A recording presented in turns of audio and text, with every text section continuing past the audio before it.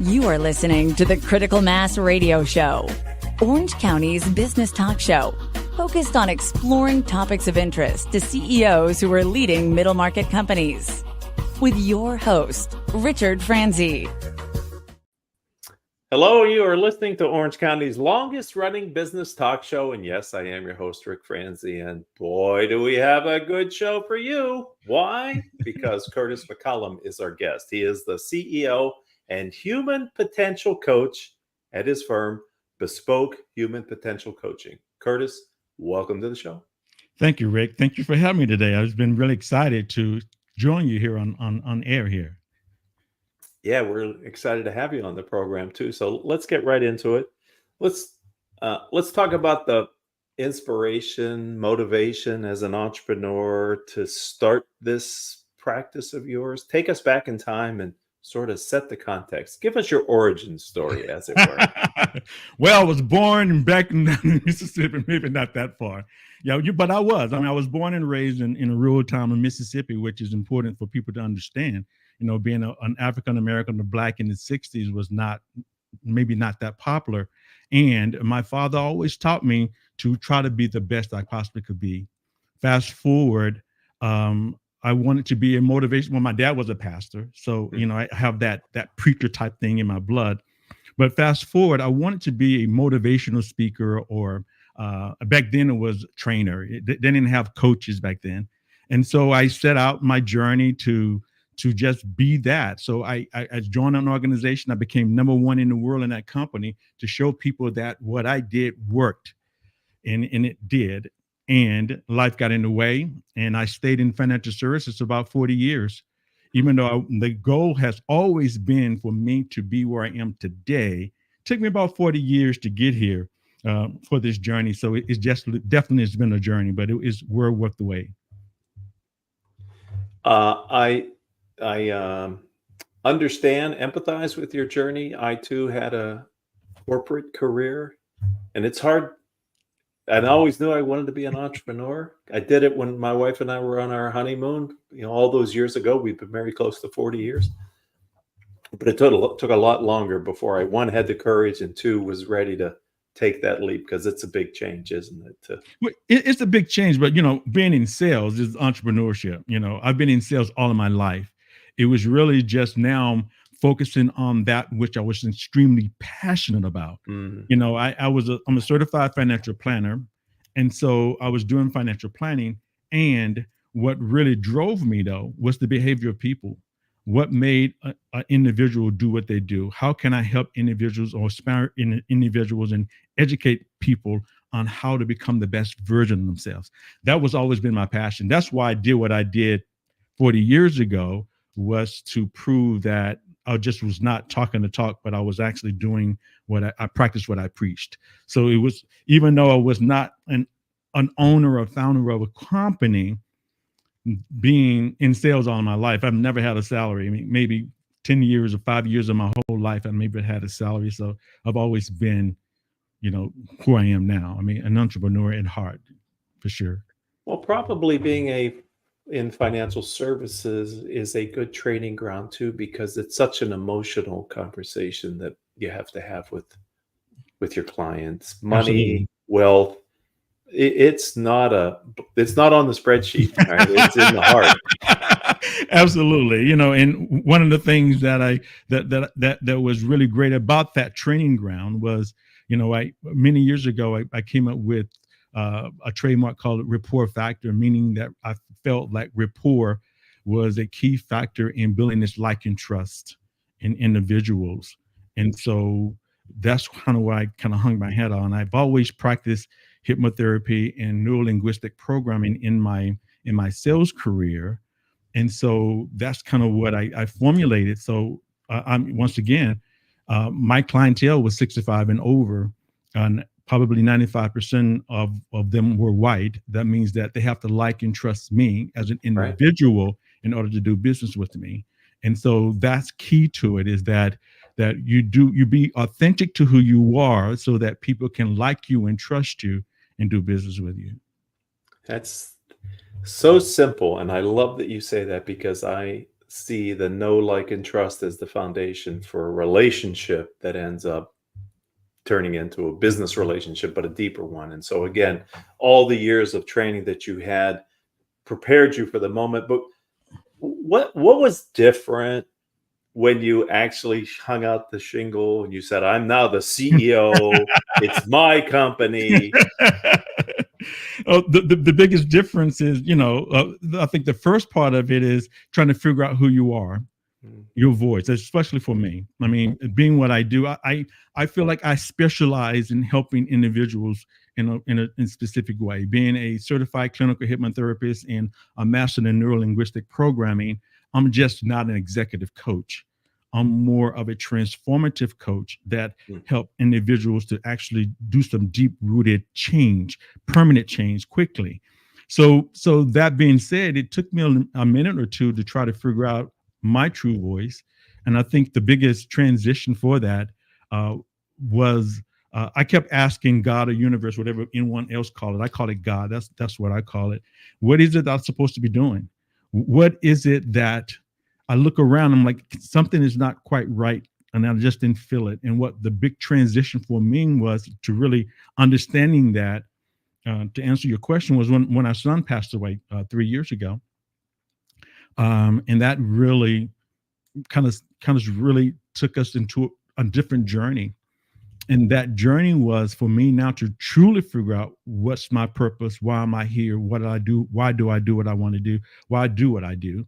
And that's when I came up with the L.G.E.T mindset, which is learning, growing, expanding, and transforming, meaning like this life is not about failures. It's about whatever we go through. It's a learning experience. So as an entrepreneur and as a founder, that really resonated with me because of the fact that I'm continuously learning. I'm always growing. I'm expanding and transforming. And guess what? The process starts all over again, Rick. As soon as you think you've gotten it, no, there's another lesson to be learned.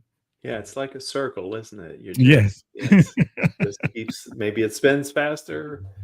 So you said, and I may not catch the exact way you said it, but it impacted me, which was helping your clients to make permanent change.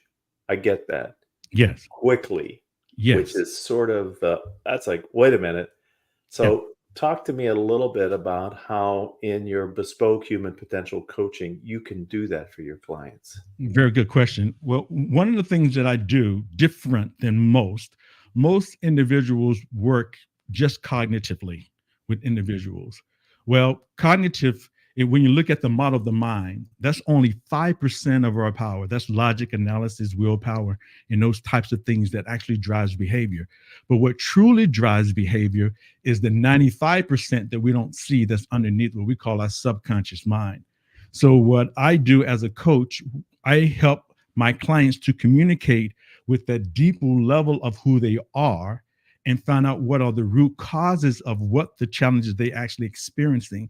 And once we pull up the root, the problem disappears quickly. So, like some modalities take 5, 10, 20 years, and they do that over and over again, rehearse the same thing over and over again.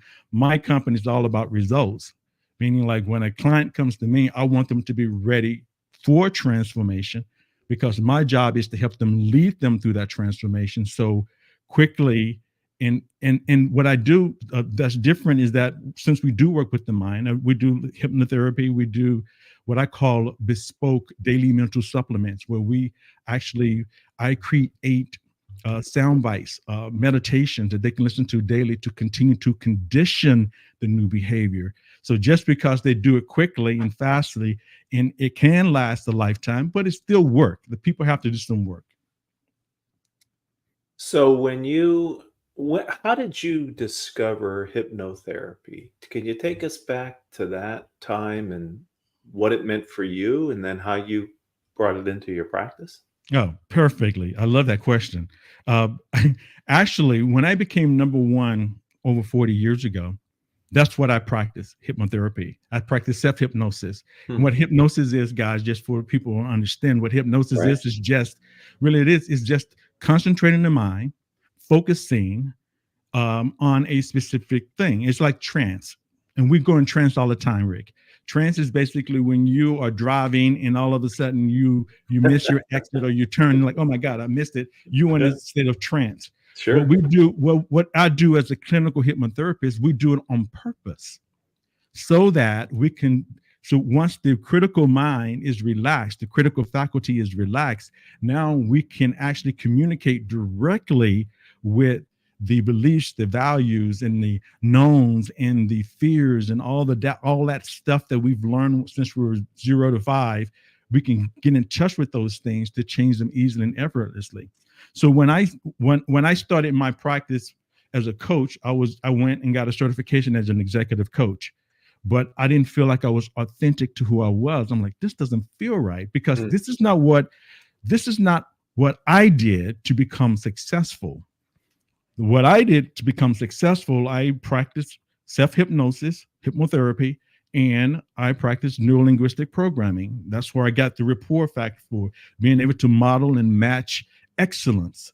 So now I'm like, okay, if I put these things together, if I put coaching, the coaching factor of understanding how to ask good questions, along with hypnotherapy and with neuro-linguistic programming. And another science that I practice is called mental and emotional release, where we help individuals get in touch with those feelings of sadness, grief, and anger, and instantly, within 8 minutes, they're rid of that type of feeling and emotion. So we put all this stuff together. That's why I call it bespoke, because everybody I speak with, Rick, are different. And so I have all of, all the books and all the knowledge and all the information that I share with them. And what makes it different is that you're a little bit different than the next guy. So I need to maybe mix and match something a little bit different to make sure that we reach you where you are on your journey. Okay. So if I'm following your business model, help me to understand. I understand that the change can happen quickly, yes, and it can be permanent with remediation, but it's permanent. Yes. But how long does it take you in your engagement with an individual to get to the point where you can have that catalytic moment? That's another good question. One young lady I was coaching not too long ago, we were just in what normally in a really breakthrough session. What taking you through that is we do 2 days of 2.5 hour sessions trying to figure out what is the greater problem that's causing this current behavior. So during that session, the first session with this young lady, once we figured out what the greater problem was, instantly she reframed it and it was done. Even though before we actually started doing a lot of other things. And she looked at me and was like, Curtis, I've been working with this thing for 10 years, doing talk therapy and a lot of other types of therapies, and you got rid of it in, less than 2 hours. Is that the norm? No, that's not the norm.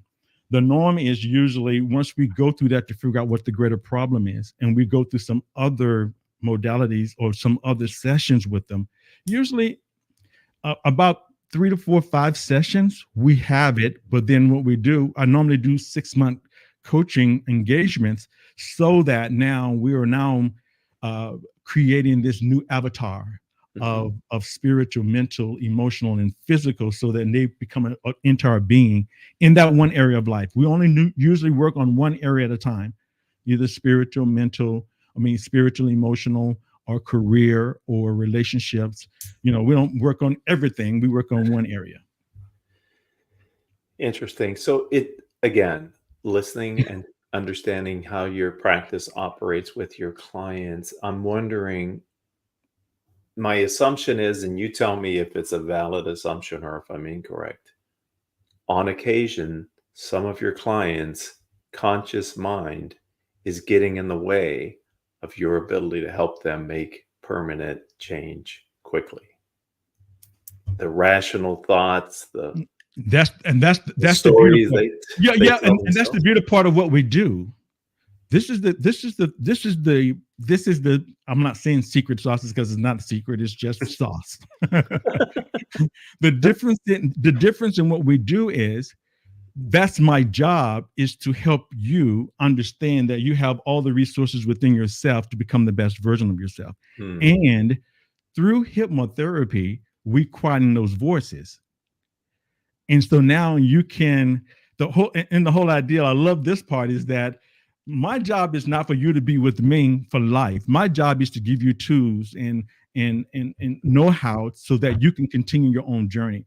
But to what you said is, the whole idea is those things do happen, but once we condition the mind, they're going to happen fewer and far between. They're going to start to kind of diminish over time because of the fact that, oh, that's what this is. They recognize it, they acknowledge it. Now, oh, okay, now I have a tool for that. Or let me do my deep breathing. Or we do what we call anchoring. We fire off anchors where they can put themselves back into a certain state. Mm-hmm. So all of these things start to come into place so that they know now when it triggers, the trigger response, like the habit loop, trigger happens and it starts to loop. We want to catch it at the trigger. So when it triggers, we create a new behavior so that now you act differently. So I have to imagine, you tell me if this happens, sometimes you get a text message or a phone call from a client who had a triggering moment and they just need to sort of hear your voice and kind of get a little help to be able to. Absolutely. That happens. And that's part of what we do, is that I want to be available for my clients so that they are, when they do happen, believe it or not, it's few and far between. Mm-hmm. Usually once they get it, they call me back and says, Curtis, this is what I experienced, and this is what I did to correct it, self-correct. Because the whole ideal is that, we talked about the legit mindset, the learning, growing, expanding, and transforming. The transforming portion of it is that you become a master of your own emotions and your own thoughts. So that, once again, you don't need me. I'm going to give you a tool to mitigate that feeling and emotion so that when it does come up, you know what to do.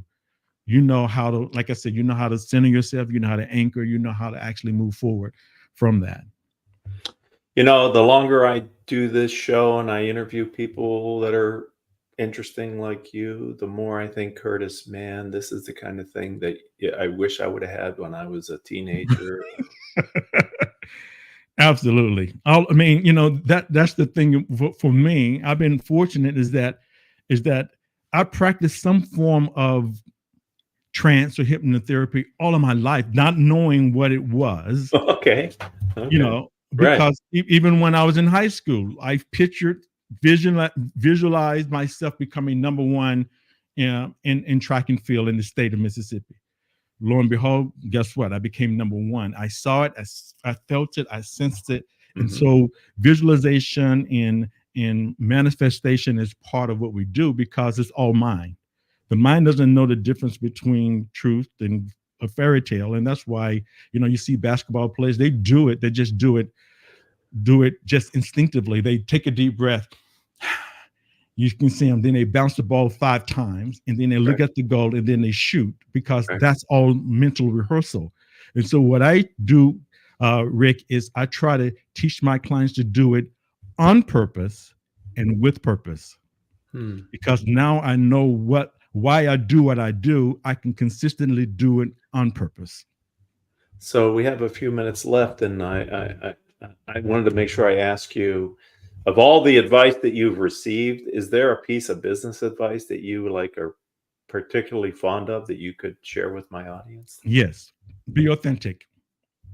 Be authentic to who you are. One of the biggest advice that someone shared with me, really and truly, was my hypnotherapist. Yes, I have a hypnotherapist too, because I have to continue to improve myself. Right. My hypnotherapist taught me many years ago, and what she shared with me was this. Many people are looking for what I have to offer. Therefore, being Curtis, being authentic to who I am, is more than enough. So one piece of advice I would share with the audience is that be who you are, be authentic to who you are. I think Simon Sinek put it like this: when you know why you do what you do, you're looking for people who believe in what you believe in. Mm-hmm. So be authentic to who you are. And when you show up, you can show up, with purpose and with passion. Yeah, it takes some of the internal dissonance away too. If you're trying to be what you think people want you to be, Oh, oh, absolutely. that can be very stressful. All right, that's another part of your conscious mind talking to you, maybe giving you some bad advice too, right? Um, you're you're using science and technology to help your clients. I'm wondering from your perspective, what's your view on artificial intelligence? I love it. I love artificial intelligence because of the fact that it's allowing me to get faster results. Because if you come to me with a specific situation and problem, usually I have to read, study, and try to figure it out, or call other colleagues to figure it out really quickly.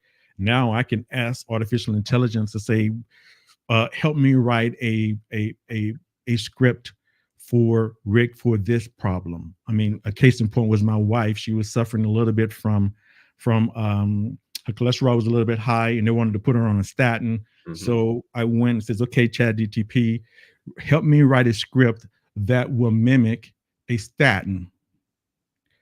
And so we recorded it. It's about a 5-year, what I call daily mental supplement. And with that supplement, she lowered her cholesterol by 40 points or 40% Wow. with 3 months. So yeah, that's why I love technology. I love that because I can do things quicker, easier, and faster.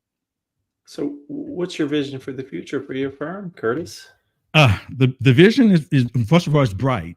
It's because I mean, one of the reasons, Rick, because now I have an opportunity to kind of explain to people what I do. One of my biggest challenges is that people don't understand when they see life coach. Everybody's a life coach today. I mean, everybody, and back in Mississippi, we say everybody and their mama is a life coach, and so it's kind of hard to help with all the noise that's going on. So by being on a show like this gives me an opportunity to share with the world what makes me different, what makes me as a life coach, not just a life coach, but a transformative coach. And the fact that, we just launched a new podcast, the Curtis McCullom Show, and it's on right now it's on Spotify and iTunes. So you can take a look at that, where I interview CEOs and founders on their mindset. How do they get to where they are and what makes them successful? So that's been a fun journey. So things like that and actually growing and expanding my firm.